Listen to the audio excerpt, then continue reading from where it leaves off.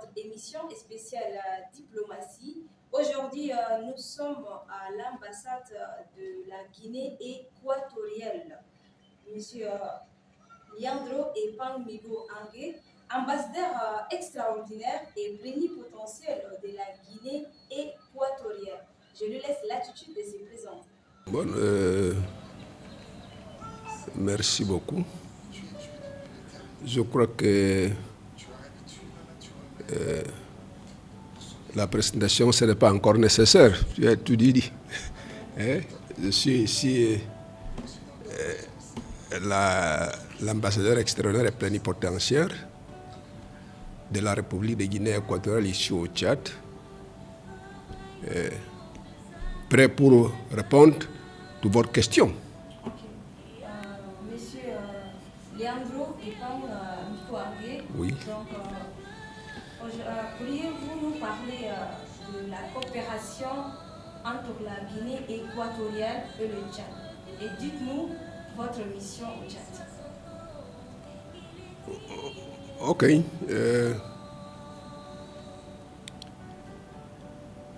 Je commence pour vous parler de la mission. Tout ce que vous savez, toutes les missions diplomatiques sont établies pour le renforcer, pour représenter son pays dans l'autre pays. Et en tant que tel, je suis là en tant que représentant officiel de la République de Guinée équatoriale ici au Tchad, de telle manière que Tchad, en tant que pays frère et ami, parce que nous sommes deux pays frères et amis en même temps, parce que les gens peuvent avoir seulement frères, seulement amis, mais le pays Tchad, nous sommes en même temps frères, en même temps amis. Et la coopération avec le pays de Tchad, c'est une coopération très, je peux dire, de beaucoup de fruits. Si on commence pour dire que Guinée équatoriale, la République de Guinée équatoriale et le Tchad sont deux pays qui partagent beaucoup de choses en commun. Et la République de Guinée équatoriale et la République de Tchad, nous sommes deux pays que nous sommes membres de plusieurs organismes internationaux. Par exemple, nous sommes de la CEMAC, nous sommes également de la CAC, de la francophonie, etc., etc. Et en tout cet organisme, on partage toutes les choses en commun. Et si on regarde par exemple la coopération entre nous en tant que deux pays, je peux dire que je ne sais pas même où commencer. Pourquoi? Parce que si je parle seulement par exemple le secteur commercial par exemple, arrivé en la République de Guinée équatoriale, vous pouvez remarquer que la plupart par exemple, des boutiques de commerçants qui sont en Guinée, la plupart des boutiques qui sont en Guinée, Malabo, Bata et toutes les sont pour les Tchadiens. N'importe quel côté du pays, tous sont pour les Tchadiens.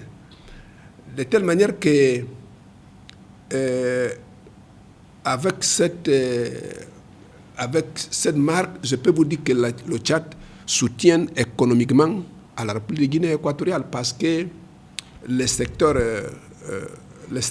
privé tchadien, on peut trouver ça beaucoup à la République de Guinée équatoriale.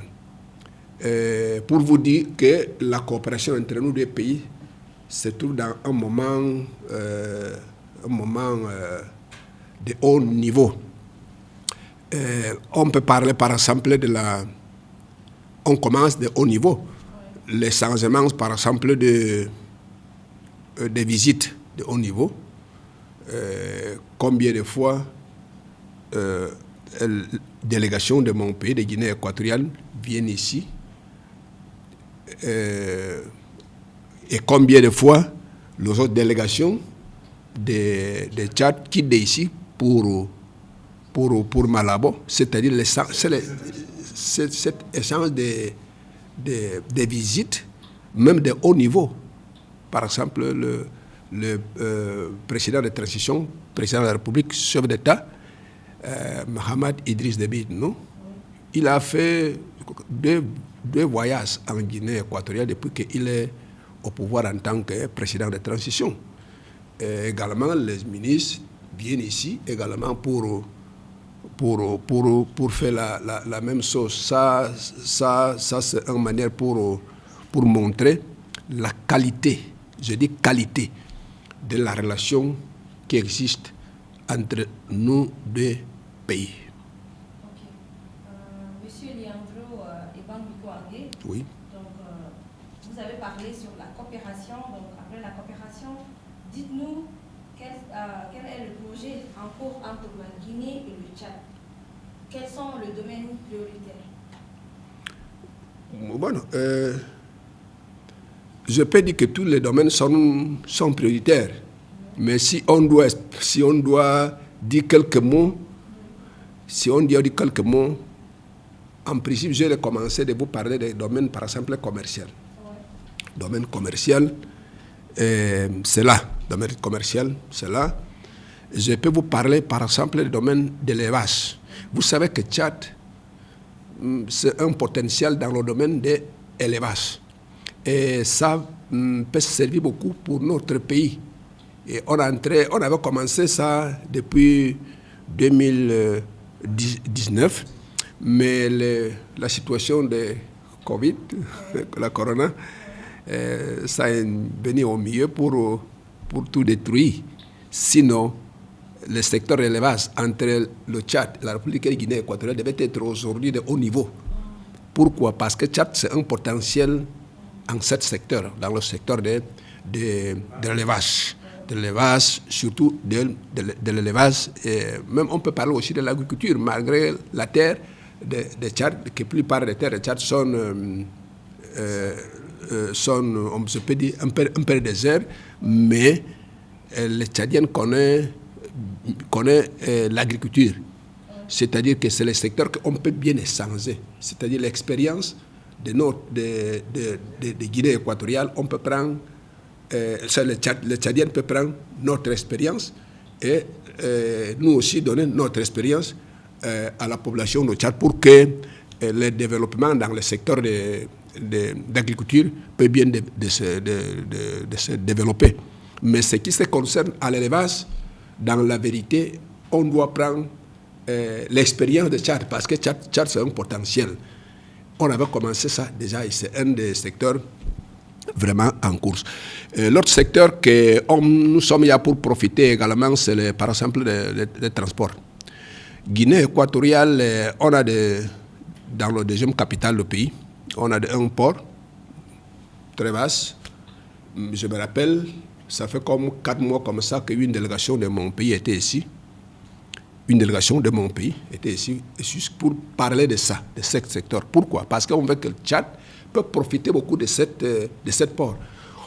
Guinée équatoriale a donné beaucoup d'avantages à tous les investisseurs tchadiens, c'est-à-dire tous ceux qui sont les entrepreneurs tchadiens, pour qu'ils puissent aussi commencer. Oui, actuellement, beaucoup parlent par les autres pays, mais on est en train de les inviter pour essayer pour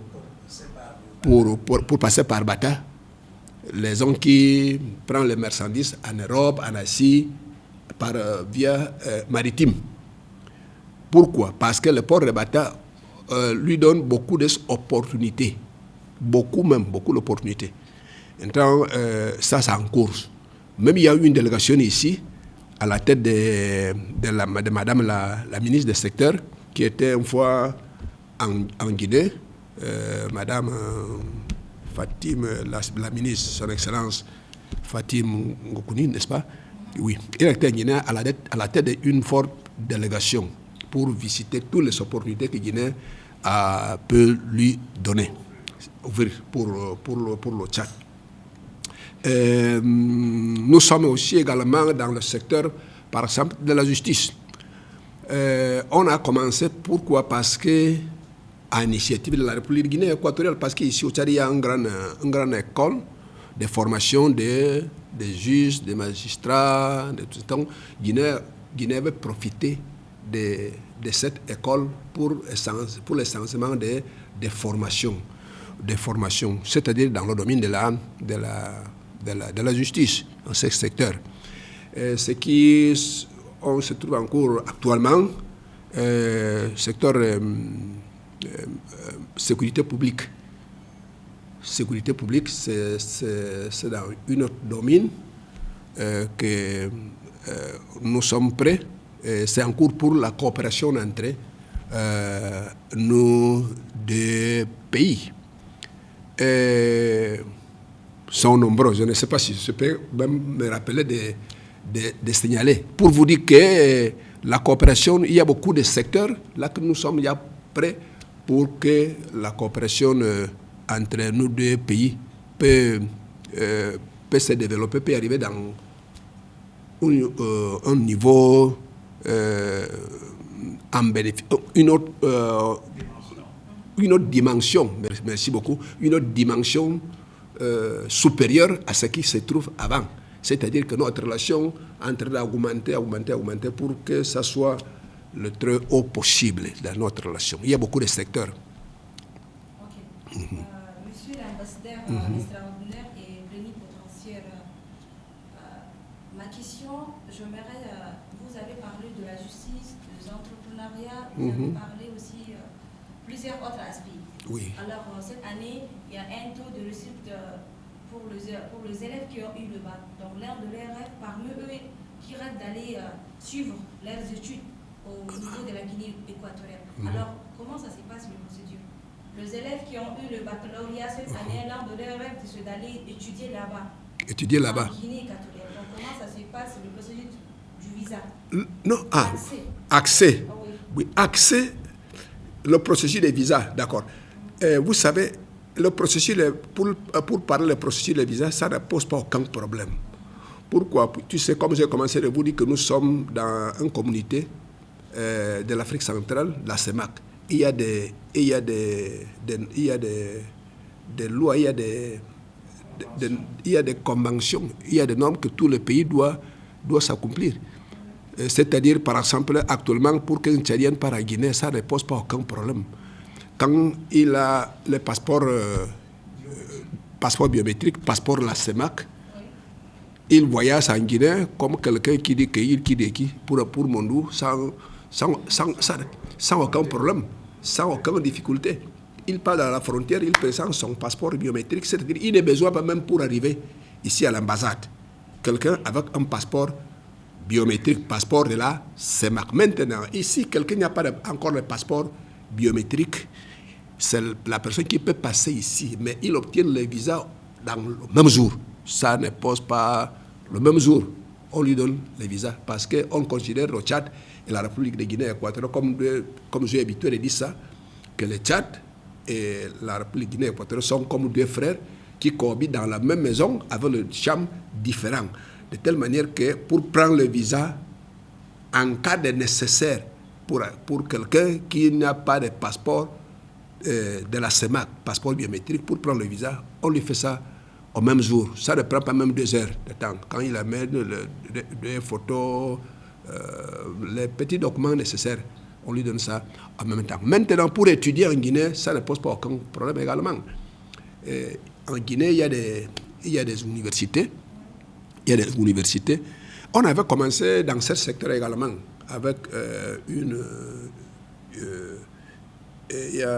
on avait commencé de ça également pour voir comment les étudiants tchadiens peuvent aller en Guinée pour continuer là-bas les études dans les différentes universités qui sont en Guinée, soit la université nationale, la UNGE, Université nationale de Guinée équatoriale, soit la UCA, l'université afro-américaine qui se trouve en Guinée. Il y a une université afro-américaine, mais la siège c'est en Guinée équatoriale, dans la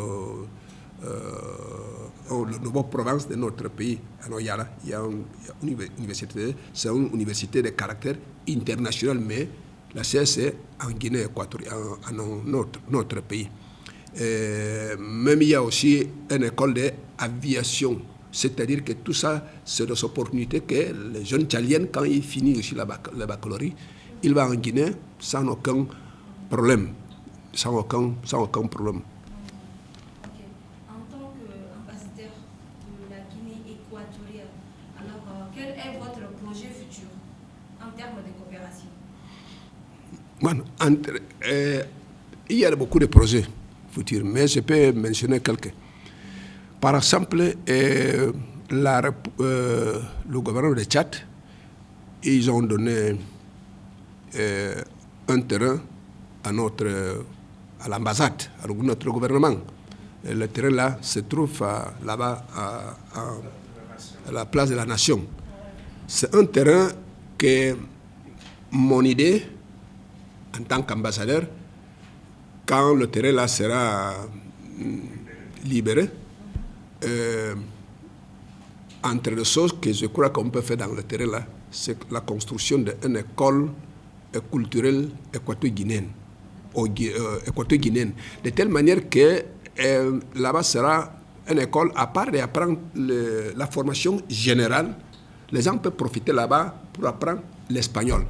De façon que quand quelqu'un finit là-bas, il apprend mieux l'espagnol. Pour aller en Guinée, ça sera très facile pour étudier dans une des universités de Guinée équatoriale. Par exemple, à l'université nationale de Guinée équatoriale, la UNGE, s'il commence ici pour apprendre espagnol, donc ça va lui permettre facilement d'étudier dans les différents... de s'adapter. Ça va lui permettre. C'est ça. Donc, c'est un de mes projets. C'est-à-dire proposer à notre gouvernement qu'ici on peut construire une école culturelle de telle manière qu'on forme les jeunes tchadiens qui viennent assister là-bas et pour lui permettre d'aller en Guinée avec parler couramment espagnol. C'est là.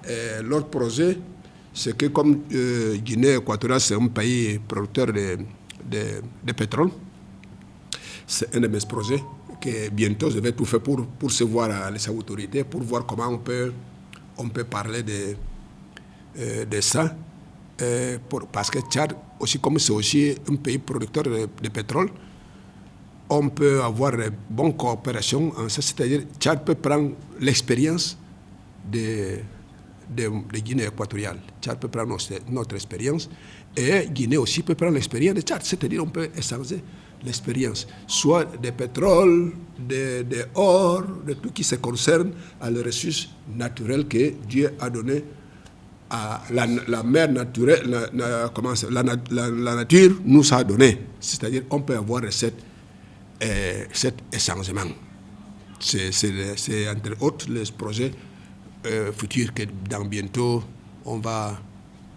quand le moment va arriver, entre autres, parce qu'ils sont nombreux, c'est-à-dire amène de que vous, mes frères tchadiens qui sont ici, pour ça, les sports de l'ambassade sont également ouverts. Les sports de l'ambassade sont également ouverts pour tout le monde qu'il veut, il peut me proposer une idée qui peut bien servir pour nous deux pays, pour nous deux peuples. N'importe quel Tchadien, vous-même, les frères qui sont là, quelqu'un qui a une idée, qui peut apporter pour le développement, pour la coopération de nos deux pays. Je suis prêt, la République de Guinée équatoriale est prête pour que l'idée là, on analyse l'idée et pour voir comment on peut mettre ça en pratique. Ça, c'est une autre option. Ça, c'est dans vos mains, la main de tous les frères et sœurs tchadiennes, avec les ports de l'ambassade ouverts, non importe quel moment. L'ambassadeur extraordinaire et plénipotentiel de la Guinée équatoriale. Quelle est la situation de la compagnie aérienne CIBA qui désherbait N'Djamena? Effectivement, quand on a parlé de la coopération entre nos deux pays, c'est un secteur que je devais mentionner. Je n'ai pas mentionné ça, pourquoi? Parce qu'actuellement, la CEIBA, il ne fait le vol actuellement. Mais nous sommes là, on est en train de travailler pour que le vol peut reprendre, pour que CEIBA peut reprendre ici les services qu'il faisait avant. C'est-à-dire que c'est dans le domaine de coopération qu'on a parlé. Je n'ai pas mentionné ça à cause de ça, parce qu'actuellement, le service de CEIBA actuellement ne fonctionne pas ici au Tchad. Mais comme nous sommes en processus de ça, parce que c'est intéressé pour le gouvernement de Tchad, c'est intéressé aussi pour le gouvernement de la République de Guinée équatoriale. Pour ça, nous sommes maintenant pour travailler, pour voir comment CEIBA, que c'est la compagnie nationale de Guinée équatoriale, peut reprendre les vols en N'Djamena. Et je vais profiter ici pour cette question pour vous dire quelque chose que je voulais oublier. C'est une coopération que je me rappelle notre dernier voyage de président au pays, président de transition, président de la République, chef de l'État. Il avait effectué en Guinée. On avait signé même un accord de consultation mutuelle. Ça n'a rien à voir avec sa question. Ça me vient maintenant parce que je voulais oublier ça, mais ce n'est pas quelque chose à oublier parce que ça fait partie de la coopération entre nos deux pays.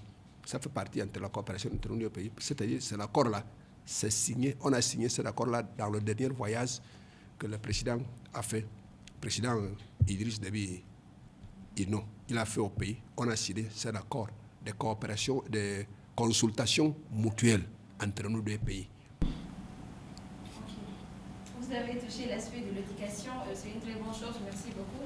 Donc, en tant qu'ambassadeur, en conclusion, quel message souhaitez-vous transmettre aux téléspectateurs sur la Guinée équatoriale et ses relations avec le Tchad?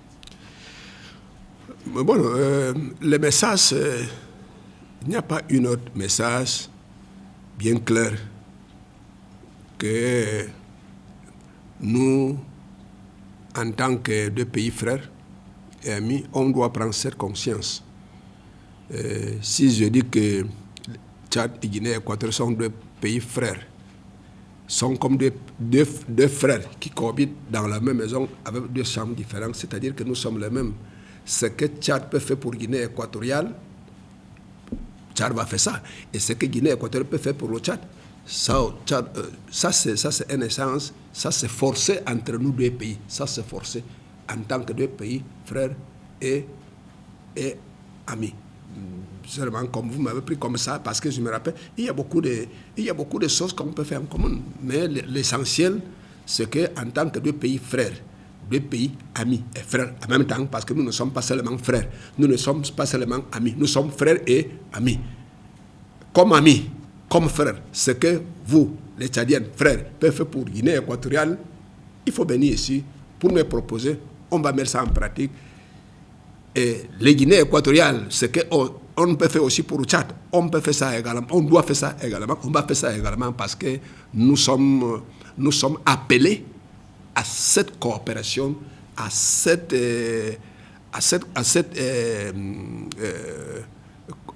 coopération comment se dit ça en bon français? Non, c'est pas. Non, coopération et fraternité. Si nous sommes appelés en ces deux mots-là, mettre ça en pratique. Coopération et fraternité. Nous sommes appelés à mettre ça en pratique en tout moment. Parce que c'est la meilleure manière. C'est la meilleure manière pour que nos deux pays puissent avancer. Aussi au terme de bilatéral. Au terme de bilatéral.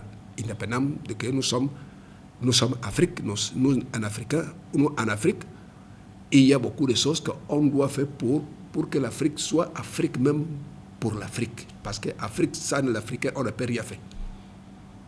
Monsieur, c'est la fin de votre émission spéciale diplomatie. Aujourd'hui, nous avons échangé avec l'ambassadeur extraordinaire et plénipotentiaire de la République de la Guinée équatoriale au Tchad, monsieur Leandro Ebangmiko Andé. Au revoir, à la semaine prochaine avec un autre numéro. Merci beaucoup. Merci beaucoup. Ok.